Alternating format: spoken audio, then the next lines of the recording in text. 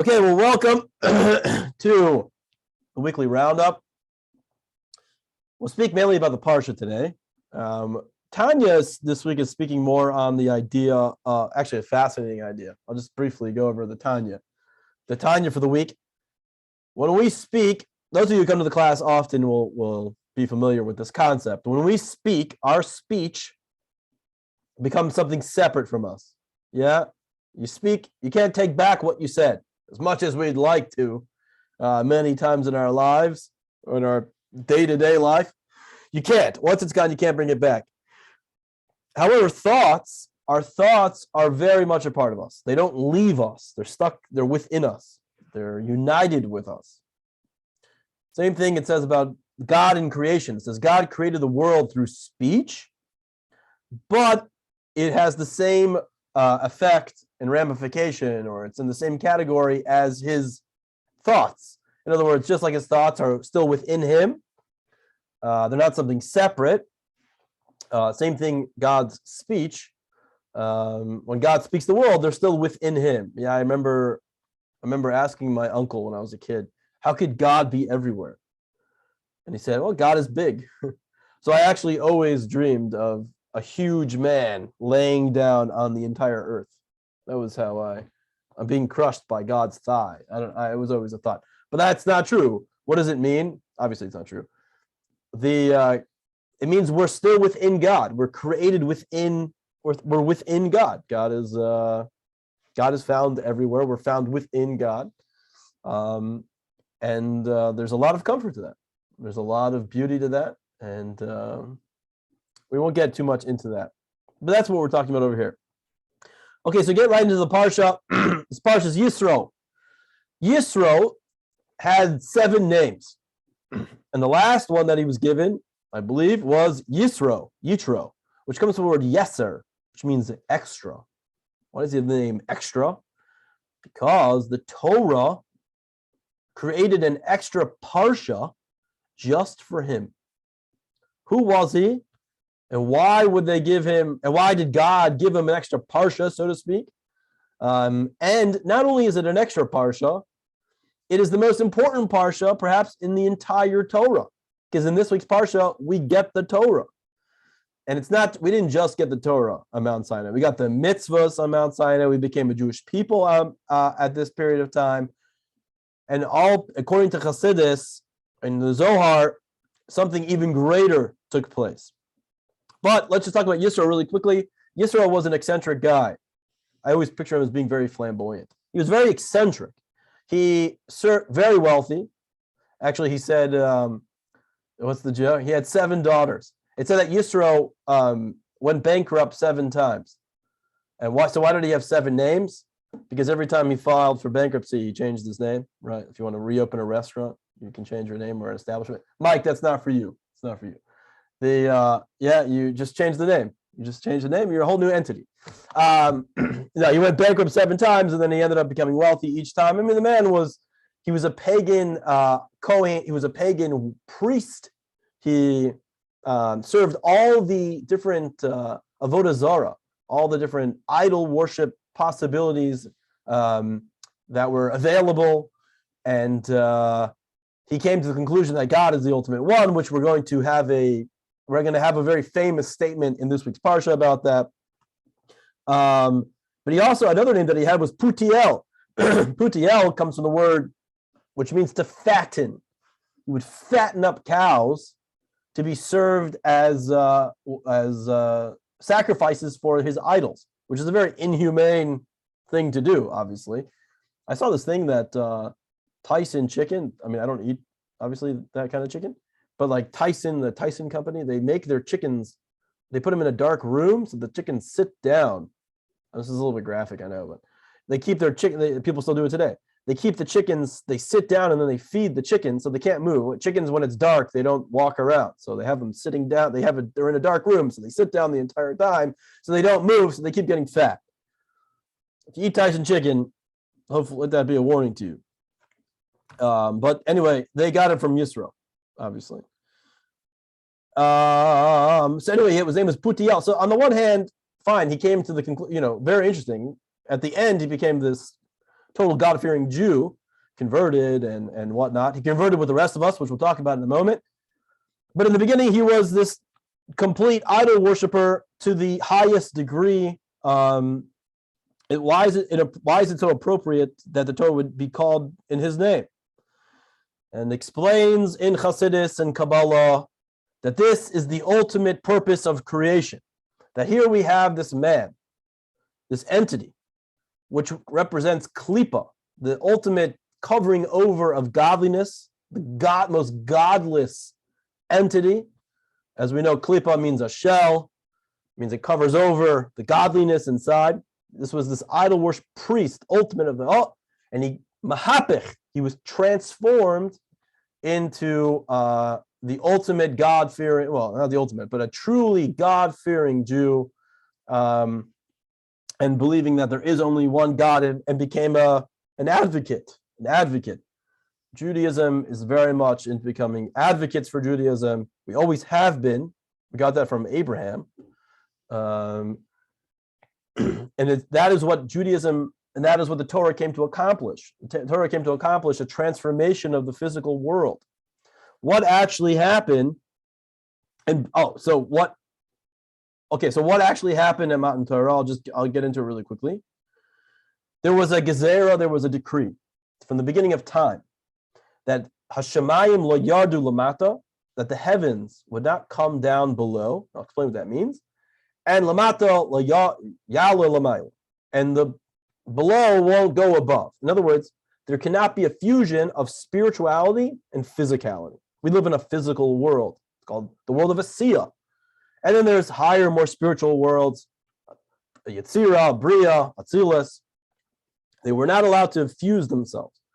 When Abraham, Isaac, and Jacob, and whoever else, Noah, Adam, whoever else did mitzvahs, Shem, Aver, they would do mitzvot, like put on tefillin, but the tefillin were meaningless. They were symbolic. They were not infused. They would actually take sticks. They weren't real tefillin. They would take these sticks and they would bind it in the same place. They would bind it in the place that we have tefillin nowadays, let's say. And then when they were done praying to God, they would just throw it on the ground because it didn't have any holiness to it. Excuse me, as opposed to today, when you're done with tefillin, I actually have my tefillin with me right here because I have COVID, so I have to daven at home. You have to bury it. Just like you have to bury it in, there's a proper, you cannot just discard it, you cannot put it on the floor. It is forever holy. Because what happened was with Matan Torah, God dissolved the decree. And the question is, why did it take 2,200 years? Was it 2,200 years? Somebody stop me. I don't remember. Now I'm blanking. But why did God wait so long to do it? It's a good question. I don't remember seeing the answer. Now we're waiting another 3,000 years for Mashiach. It's whatever, these things change. With time, things had to happen in place. Okay, you can say, of course, they had to be going into Egypt and all that, but it didn't have to go like that. God could have given the Torah right away. Why did he have to wait so long? So by the fact, but who opened this, the gate? Who was the first one through the wall that got the bloody nose to make the things happen? Yisro. By Yisro going and getting involved in all of the most physical, material, disgusting even things the world had to offer, and saying at the end, having gone through all of that and puncturing through and saying, no, there's something greater here. And it said that Yisro was not just he wasn't a stupid guy. He was a genius. He was a big genius. It said that he even understood the highest levels of godliness. So, right, there's what's called the Seder Yishtalshlus. There's the downward, it's literally called what literally means a chain that when God created the world from his essence to the physical world now, it's a descent, just like you have your essence, and then you have your whatever, you have your super subconscious to your subconscious to your conscious level to your actions. It's like a descent. It becomes further and further away from your essence. What you say is is just like a drop in the ocean of who you are on your essence. And what you think about, what you say and what you think, they're incomparable. Your speech does not encapsulate in any matter what you're thinking. Maybe a little bit. It's a drop. It's a descent. It's basically, Chassidus explains it as a descent. When Yisro was able to understand the depths of God, he was able to go into the deepest parts of God, but he only was able to conceptualize it, didn't actually experience it. In fact, when Abraham, Isaac, and Jacob, and Noah, Abraham, Adam, all these people studied Torah, they studied Torah as wisdom. When they put on tefillin, they didn't really understand, or those sticks, they had this wisdom. They knew that there was like whatever they understood. They understood that you need some bindings on your arm, and it's a way to connect to God, and it's subjugating our action and subjugating our mind to God. But it's not clear whether they knew much more than that. They had wisdom, but they didn't have kedusha. They didn't have holiness, and that is what's going to be introduced at the time of the giving of the Torah in this week's parsha. And Yisro was the one, again, who came to that ultimate conclusion from the lowest to the highest. He covered all the whole gambit. He was able to cover the most lowest level in creation, reaching up to the highest level. And because of that, it opened up what's called the tzinor, the pipeline, a conduit through which God can now give the Torah. Let's see. Let's go a little bit further here in the parsha. He still remained very eccentric, by the way. When we spoke about it earlier, that when Moses, earlier meaning I think a couple of weeks ago, when Moses wanted to marry Zipporah, he had the daughter of Yisro. Yisro made a condition, and he said, only if you give me your first child for idol worship. And Moses thought in his mind, okay, I'll be able to convince you that God is the only true God by the time my son gets to wanting to serve idols, or by the time I have a child. But okay, I'll agree because I want to marry Zipporah. Now, he did convince him. Yisro did end up getting convinced. And the firstborn son did not belong to Yisro. However, because what you say does have an effect upon the world, and I'll illustrate that with a story, because you do what you say has an effect upon the world, Yona's son, the grandson of Moses, who we talk about in Tanakh, was a pagan aid. It came into fruition, it skipped a generation, and it came into fruition the next generation. By the way, Moses' children you don't really hear about them, right? It's mentioned today, in today's Parsha, Gershom, and Eliezer. I'm already forgetting. Sorry, I have a little bit of brain fog. They were not great Torah scholars. They did not become, you don't really hear about them. And it says, you should try to emulate Aaron. It doesn't say emulate Moses anywhere, if you notice that. It says emulate Aaron. Aaron was right of Shalom, Oyev Shalom, right of Shalom. He loved peace, pursued peace. He was a real macher. He was really warm. He spent a lot of time with his children. He spent time with people. He had an ability to connect with people. And he used that talent out, much to the jealousy of Korach, which we'll talk about in a couple of parshas. Korach did not have that ability to connect with people. And he saw it as a threat. And he was very jealous. But also we don't see emulate Moses. It says emulate Aaron. To illustrate a very interesting story, in the synagogue of the Baal Shem Tov in Mezhebush, there was a fight that broke out between two men. And one of the men, I don't think these were top-level Hasidim, and one of the men said, I'm so mad at you. I hate you so much, I'm going to tear you up like a fish. Imagine someone saying that today. I don't think I'd feel very threatened, unless he was a big man. I'm going to tear you up like a fish. And the Baal Shem Tov heard this, and he said to everyone, come, let's make a circle, and put your arms around each other, and close your eyes. And they closed their eyes, and all of a sudden, the man who said that, all of a sudden the man who said that started screaming, outrageous. I mean, shriek. And everybody else soon followed, started screaming. What happened? They saw the man literally tear the other man up like a fish. And the Baal Shem Tov, and they took their hands off, and it ended. The Baal Shem Tov said that everything you say has an effect, is created. Now, it might not make it all the way down into this world, this physical world, but it exists on some level. In other words, in the world of thought, let's say, in the world of machshava, in the world of thought, it could exist. Thank God it doesn't come out into the world of action, but nevertheless, it has its effect.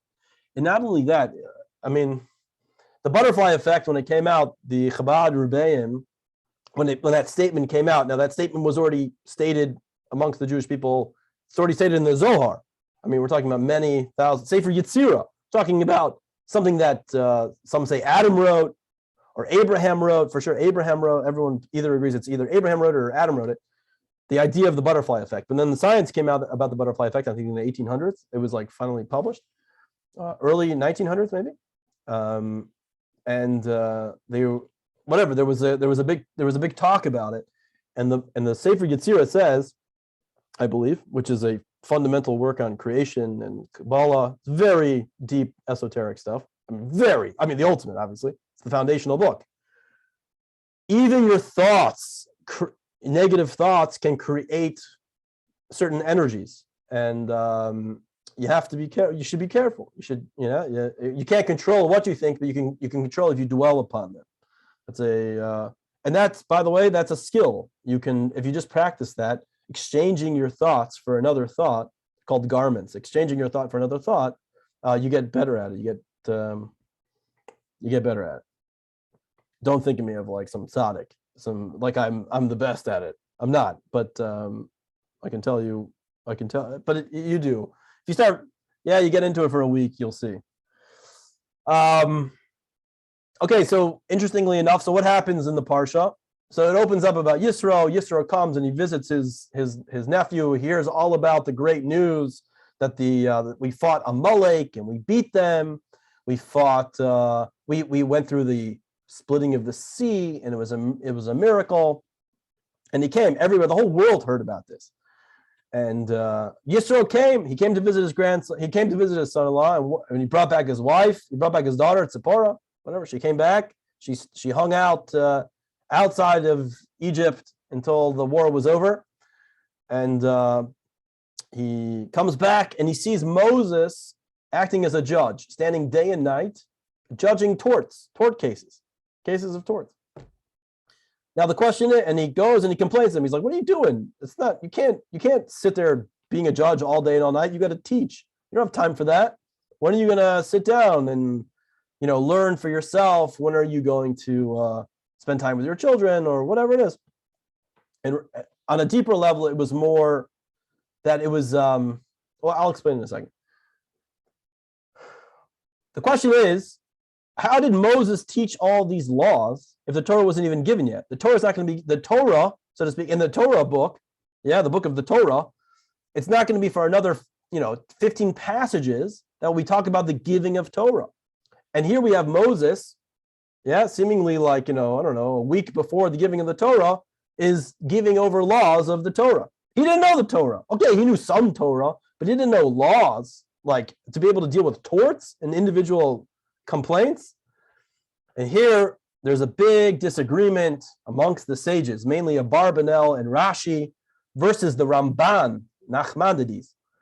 Is the Torah in chronological order? And the accepted opinion is no.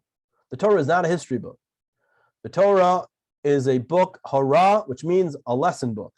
And the Torah needed to talk about this before it talked about the giving of the Torah. On an esoteric level, the reason why it's mentioned before the giving of the Torah, why is the Torah out of order, out of chronological order? To tell you that Torah is beyond creation. It's beyond time and space. You don't think you have to be, you can only study Torah at a certain time, in a certain mindset, in a certain place. You can connect to Torah no matter what situation is going on, no matter what the situation in the world is, no matter what time it is. This is above. This is the way it's as we're going to see, it's from the word Anochi, Anan Nafshi Ksavis Yahavis. It's God's essence, and God's essence is beyond creation, and you can connect to God at any point in time. We'll talk about it in a moment. The Ramban holds that the Torah was written in chronological order, and he explains that basically, it really only explained the way the Rebbe talks about it. is that he basically Moses didn't really give any laws. What happened was when you came in the presence of Moses, all of your complaints basically melted away. Yeah, if you ever you complain and then you come in front of a person of great stature, great character, if you don't know anybody like that, you should really attach yourself to somebody like that. It's very healthy to feel humbled. And that's what they would do. They would come before Moses and they would have a real complaint. And Moses knew once they came in front of him, their complaint, they would be able to work it out themselves. Now, what Yisro then was telling him, according to Rashi, what Yisro was telling him, it's not possible, or basically everybody was saying like this, it's not possible for the next judge, it's not possible for the next leader of the Jewish people to be on the same stature as you. So whether Moses was actually rendering judgment and knowing all the laws and dealing with people 20 hours a day, you might have the stamina to do that, but you can't expect the future leaders to do that. You got to set up a new system. And according to the Ramban, who holds that they really just came in front of Moses and everything melted away, their complaints melted away, it's not clear whether the next leader will have the same great character or stature, or have the same respect. And we saw that in the future, people did not have the same respect for the leadership. And there were a lot of revolts and there were different kingdoms. The Jewish people were definitely not perfect. By the way, very interesting point. Who was it? Is it the Or HaChaim?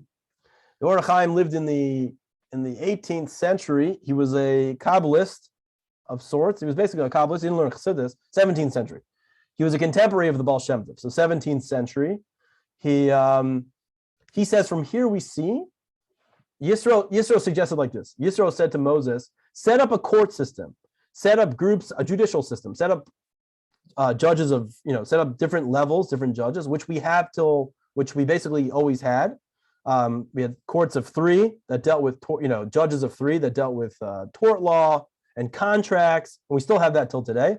Then we had courts of 23 judges, which you can only have in the times of the Sanhedrin, in the times of the Holy Temple. But courts of 23, they dealt in capital punishment mainly. You can't just go to a court of three judges and have capital punishment. 23, and then you had 71, which was kind of a court of 71 judges, which was an appellate court. And also, if the king wanted to go to war, he had to have the permission of this court of 73, which is called the Anshe Knesset Agdeilah, the Sanhedrin, in order to go to war. Much like the president can't just go to war, he has to have Congress sign off. That comes from this, the court of 71. Now, the Or HaChaim wanted to point out something over here. The Jewish people don't think they were so genius, that we were so organized and brilliant. Yeah, we studied Torah. First of all, not all of us did.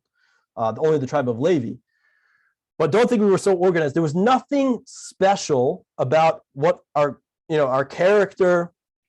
We were not these super geniuses or very wealthy. And because of that, God decided to give us the Torah. Had nothing to do with that. What's the proof? We were disorganized over here. We couldn't figure out how to set up a simple court system, which today sounds like a very simple, normal idea, but we didn't have that. And what the Torah was telling us, what the Or HaChaim is saying, is that God chose us because of our souls. There's something about our soul, but there's no physical redeeming factor other than God choosing us because of our souls. Chassidus explains God chose us for no reason. And you can only have real, true, free choice if two options are exactly the same in your eyes. Two black coffees that in the same mug, the same temperature, it's almost impossible to have true free choice. But true free choice, it says Hashem bachar bano, Hashem chose us, and there's no real reason. If you wanted free choice, there's no real reason that he chose us. If there was a reason, that wouldn't be free choice. It's just and that is, by the way, why Haman, which we're going to, in the story of Purim, he didn't understand that. He thought, it's very deep. Haman was also a super genius. May he rot. But he understood that I have to go to a deeper place within God, where Jews and non-Jews and everything in the creation is on equal playing field, and there convince God to destroy the Jewish people. But what he didn't understand, but on a deeper level, even from that place, God chose us. Even from a place of complete, the great equalizer, a place where everything is the exact same, God nevertheless still chose the Jewish people. So it was impossible. But we'll get to that when Purim comes. So here we go. What's going on over here? Very famous line. The Jews are now 3 days before the giving of the Torah. It says they're camped before Mount Sinai. And like one man with one heart. And there was only 2 times where we had complete unity amongst the Jewish people: the giving of the Torah and Purim. And Purim is even more miraculous. This is why when we get to Purim, you'll see why it's the ultimate holiday. It's unbelievable. Purim, we weren't even so frum. I mean, like half the people didn't care. I don't even know half the people. Nobody, everyone could have just done whatever they want. They didn't even have to be Jewish in order to be saved. Nevertheless, they said, if you're saying that you're going to kill me as a Jew, I'd rather die as a Jew. I'll fight you as a Jew. But we were all in one, we were all united. And it says that the time of Matan Torah, at this period of time, 3 days before the giving of the Torah, was like a taste of when Mashiach will come, when we will all be unified and we will have true unity. It said, we had a famous line, Nasa v'nishma, we will do, and then we will understand. It says that Hashem went to all the other nations. And he asked them, would you like this Torah? And all the other nations said, well, what's in it? And he went to, he went to the Romans. And he said, they're like, what's in it? And they said, oh, you can't kill. You can't murder. And they said, well, no, we like to murder. We need to murder. Murdering is part of our society. And so they said, no, thanks. And then they went to the Ishmaelites. And they said, what's in it? And I think they said, there's no, I'm forgetting the medrash. It's a famous medrash. They said, you can't steal. And they said, no, stealing is part of our society, or you can't lie, you can't steal. It's part of our society. We don't want to take it. And they went to the Jews and we said, Nasa v'nishma, we will do, and then we will understand. Talking about Kabbalah soul. When did we begin to understand? When did we really begin to accept the Torah? We accepted the Torah then, but when did we really take on the next? When did we really show our love and our appreciation? When did our relationship really take itself to the next level? It's again by the time of Purim. A lot of connection between the giving of Torah and Purim. God gave us so 3 days later. Now we don't exactly know. There's a disagreement of when God actually gave us the Torah. Was it on the 6th day of Sivan, the month of Sivan, or was it on the 7th day of Sivan? One thing we do, everyone is in agreement with, it was on Shabbos. We hold that it's on the 6th. Now, outside the land of Israel, we celebrate the 6th and the 7th. Shavuos, right? 49 days after Passover, we celebrate Shavuos. And that is the 50th day, I'm sorry. On 49, we count 49, on the 50th day, we celebrate Shavuos. And we also do it on the 51st day, I guess you could say. The 6th and the 7th. In the land of Israel, they only do it on Vav, on the 6th day of Sivan. God opens up the statement, Anoichi Hashem Elokecha. I am the Lord your God. He opens up what we call in English the 10 Commandments, but it's actually it's not a correct translation. In Hebrew, it's called the Aseres HaDibros, the 10 statements. The 10 statements. But when you peel apart the 10 Commandments, which I'm not 10 statements, which I'm not going to get into because I don't have time, there are much more than 10 mitzvahs, 10 mitzvot over here. One thing is clear, that these 10 are general. They're more the general. They're not the most special mitzvahs per se. They're not, but they're general. And through looking in them, you can get to the details of all the other mitzvahs. They speak in very general terms. Anoichi Hashem Elokecha, I am the Lord your God who took you out of the land of Egypt. That's the first opening. What kind of command is that? But and the second one is you shall not serve any other gods besides myself. The word Anochi is not a Hebrew word. It's actually Egyptian. It's an Egyptian word, which has Hasidic significance to it. Again, it's this concept of transforming the lowest into the most sublime, taking it from the lowest. Egypt was considered the most decadent, the lowest form of society, form of living, the form of creation. And Anochi stands for God's essence, and transforming it into the most sublime, God's essence. It is a acronym. The word Anochi is an acronym for Ana, Nafshi, Savis, Yehavis. I, God, wrote my essence into the Torah. That is what the Torah is. The Torah is not just a book. It is God's essence invested into the Torah. You grasp God. When you contemplate concepts in Torah, you are grasping God's essence in your mind, which is quite a statement. But he says, I am the Lord your God who took you out of the land of Egypt. Now, if you want to make a powerful statement, wouldn't it have been better to say, I'm the Lord your God who created the world?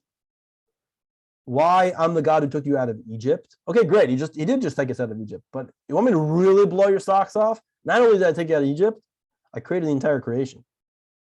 That's not what he chose to say. And the reason why God said, I'm the one who took you out of Egypt, and God spoke in the singular. He didn't say, I'm the one who took you all out of Egypt. I'm the one that took you out of Egypt. And when the Jewish people heard these words, they heard the first two statements from God's mouth, and their souls left their bodies. It says they flew back, 20 miles, and they died. And then they revived themselves. Now, imagine there's 3 million people here, 3 million. And then God said the second statement, Lo yeh Hashem Elokecha. There will not be any there will not be any other gods. There will not be any other gods. Their souls flew out of their bodies once again, and then they were revived themselves. And they said, enough, Moses, you be the spokesman for us. So the next 8 were actually given over by Moses. God spoke to Moses, and Moses told us.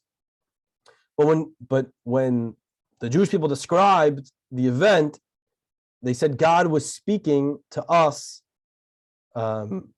You felt, you didn't hear, it was like this booming voice. God was speaking directly to you, and it was with such truth, such intensity that we flew back. But nevertheless, God was speaking to you. I'm the God who took you out of Egypt.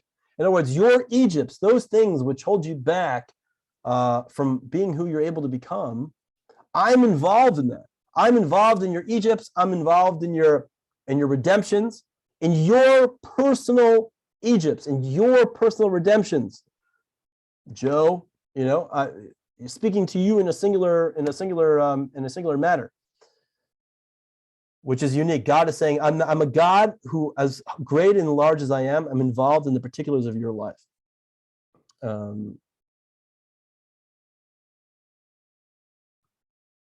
Which is a very powerful statement, I must say. It says, God said it was a voice that had no echo. Why did it have no echo?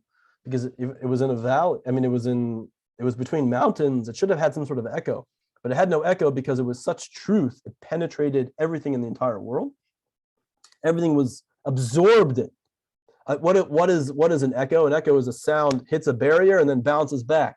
But because it was such truth, it penetrated everything, and everything became infused with kedusha, with holiness. And that was the transformative effect that happened on Matan Torah. God taught Torah. We knew Torah all throughout the entire generations, but we didn't have Torah. We didn't have the holiness of Torah, and it's going to be brought in a very famous story from the Medrash.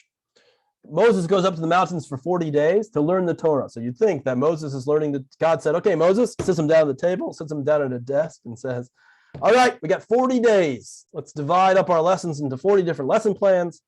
And I'll teach you a little bit each day. And there'll be a test at the end. And you can go back down to your people and teach them the Torah. That's not what happened. Medrash tells us that God taught Moses the entire Torah in one day. And then Moses forgot it. Then the next day, God taught him the entire Torah, and then he forgot it.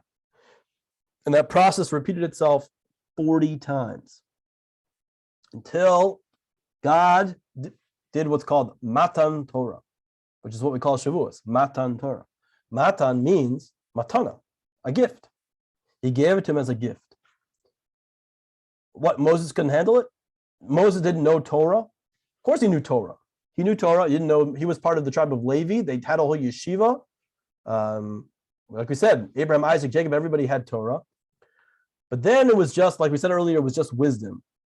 It didn't have the kedusha of Torah. And the holiness of Torah, God's essence being invested in the Torah now. You can't grasp that conceptually. The only way you're going to be able to grasp that is if God gives it to you as a gift.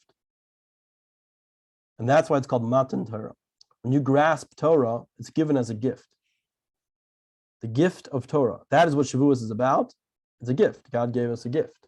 Hashem gave us a present. You know what it was. He gave us the Torah. We must keep its laws. It's a good story. So we get the 10 Commandments, the 10 truths, going through the Torah a little bit over here. There's a very famous line. There's a very famous medrash in the Torah, very famous medrash. And it goes like this. It says, Hillel chayiv aniyim belimud Torah. I'll translate. Rabbi Yehuda chayiv ashirim belimud Torah. It says Hillel obligates the poor to learn Torah, and Rabbi Yehuda Anasi, the author of the Mishnah, who's a very wealthy man, extremely wealthy man, he obligates the rich, the wealthy to learn Torah, and it goes on and lists a bunch of different people who obligate other people to learn Torah. What's it saying? When a person passes away, they go up to heaven, and God says, "Did you study Torah?" And Yosel Puchnik goes up there, and he was very poor. Yosel Puchnik says, I went up, I tried, but I was very poor. And I was always struggling to try to make a living. And I just didn't have time to learn Torah. So then they're like, okay. And they bring out Hillel Hazakin, Hillel the elder, who said he was so poor, he couldn't even pay the money, the nominal fee for tuition in yeshiva. And he would stay outside in the cold, freezing snowy weather, and look down in a skylight to overhear the words of Torah. He didn't have any clothes. He had clothes, but he didn't have, I don't know if he had socks, whatever he had.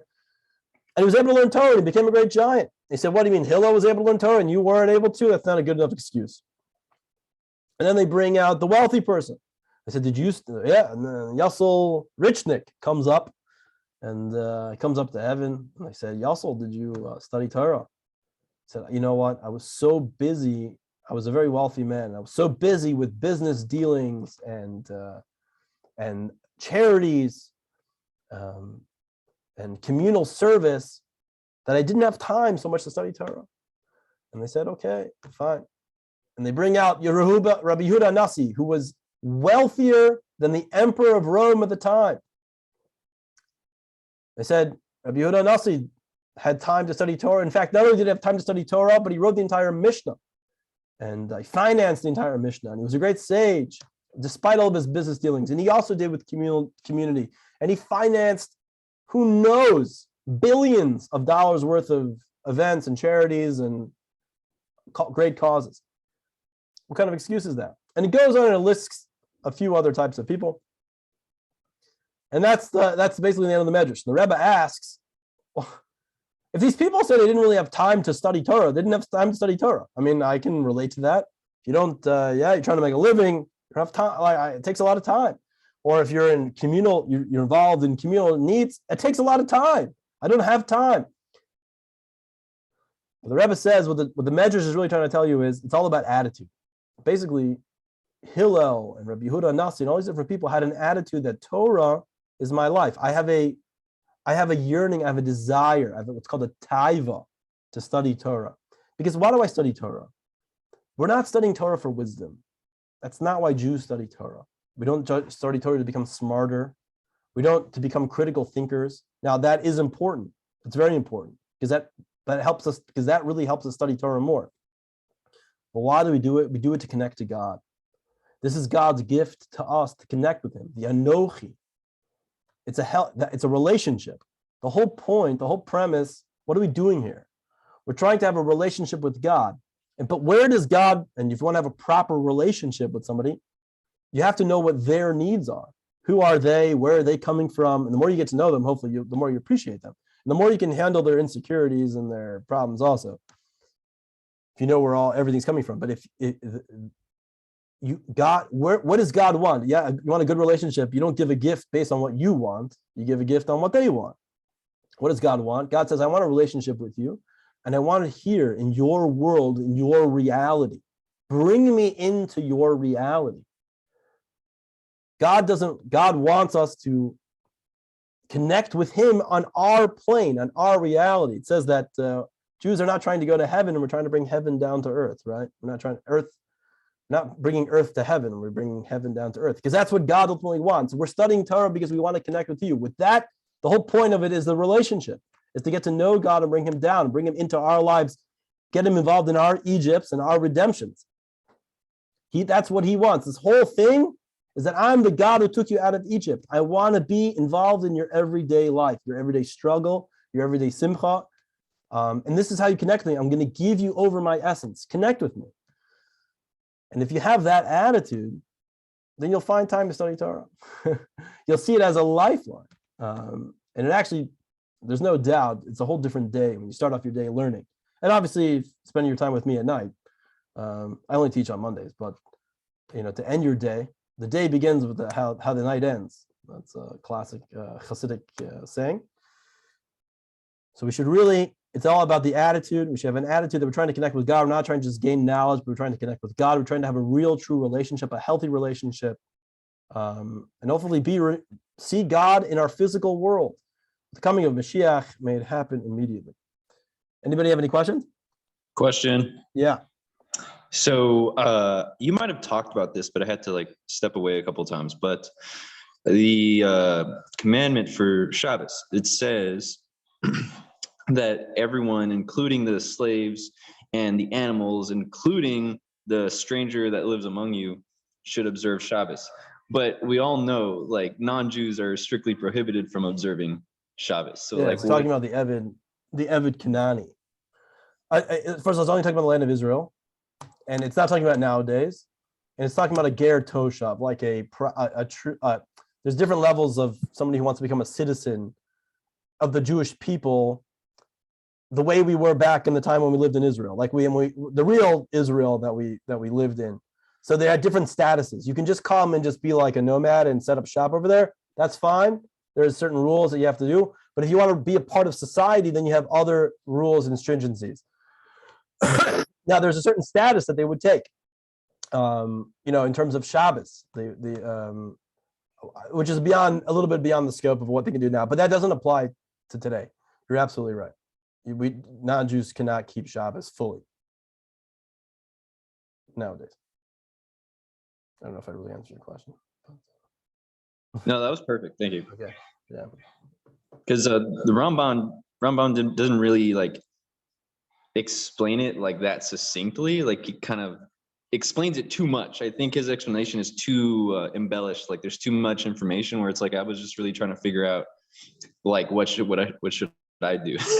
Yeah. It's not today. Now, if a person wants to convert, by the way, we became Jewish. We all converted at Mount Sinai, and one of the reasons that we know that is because what do we eat on Shavuos? Dairy products. Why? Because in order for you to have kosher meat, slaughtered meat, it has to be done by a Jew. And all the meat that we slaughtered, we were non-Jews. So we couldn't use our pots that were cooked, had meat dishes in it. And all the meat that we had to throw it away. So what could we do? Well, we can milk a cow. So we milked a cow, we made cheese, and we made all these things. So in order to commemorate that and remember that, one of the reasons is that we have dairy. So we all converted on that day. Now, yeah, so in order to convert, one of the things, there's many things you got to do. You got to live in a community, and you have to have a sponsor. Obviously, there's a whole process. Much like becoming a U.S. citizen, it's a process and a test. So I don't know if there's a real test or whatever. But you have to keep Shabbos. You have to start doing Shabbos, and there's one catch, is that you can't keep the entire Shabbos. A non-Jew is not allowed to keep. Shabbos is called a gift. It's a gift or a present. It's called a gift, and it's a gift for the Jewish people only. But you can keep 99.9% of it, but you got to break it at least every Shabbos. That's where Aristotele's question is coming from, if anybody wants to know. But we went to the mikvah. Yeah, we did circumcision, and then there was a sacrifice. This is where we learn the 3 things you have to do to become Jewish. It's all coming from this week's parsha. You didn't bring a sacrifice. We'll bring a sacrifice when Mashiach comes. You got to bring a sacrifice. Any other questions? All right. Tomorrow. Yeah. Sorry. Go. Sorry. How was Moshe able to marry Zipporah since she was the daughter of an idol worshiper? Oh, good question. Okay, so in fact that was Korach's. Was that Korach's complaint or Dasan and Aviram? Who said that? No, Zimri, the tribe of Shimon. Yeah, Zimri. That they're going to bring that up in Parshas Pinchas. They're going to bring that, not Parshas Pinchas. They're going to bring that up in a couple of parshas. You married an idol worshiper. You married like a non-Jewish lady. Okay, the simple answer is the Torah wasn't given yet. There was no. You didn't have to not marry a. There was no. We didn't. All the Jewish people served idols, basically, except for the tribe of Levi. They all served idols, but we weren't Jewish, so we didn't have really any obligation yet, or at least God wasn't seeking vengeance upon the people who served idols before the giving of the Torah. There was no punishment, so to speak. But we do see that Moses did separate from his wife. Okay, nevertheless, first of all, it's not, she wasn't an idol worshiper. I mean, you can marry the daughter of a wicked person. Tanya talks about that. We were just talking about that recently in Tanya. The worst people. I mean, look at Rivka. Rivka came. She was a rose amongst the thorns. She came from a horrible family. Terrible people. Rivka and Leah. I mean, Rachel and Leah also came from terrible parents. They ultimately were okay in the end, but Rivka certainly came from a horrible. So I mean, you can marry the child of a terrible person, but the Torah does say look to the father-in-law to see how how healthy the family is going to be, and we see that Moses' kids weren't so. Whatever, they didn't become any special. They weren't, and clearly their kids, some of them didn't stay Jewish. So I mean, they say Jewish, they had a Jewish soul, but they didn't really keep up with the practice, and so it still had its negative, it had an effect for sure. But nevertheless, you can marry into somebody's family who's crazy. I mean, my mother-in-law's on right now. You can ask her. I'm just kidding. No, I guess I was just concerned about wondering about the conversion thing, but you just answered my question. Yeah, sure. Any other question? Thank you. Sure. Okay. With that, I leave you tomorrow. There should be Tanya class with Rabbi Weinberg, continuing on, followed by Pirkei Avos class at night. And there's also a JLI class, I think at 8:00. If you want to join that with Rabbi Sher, the communication class. And with that, I wish you a good night, good rest of the week, and see you soon. Feel better. Thank you.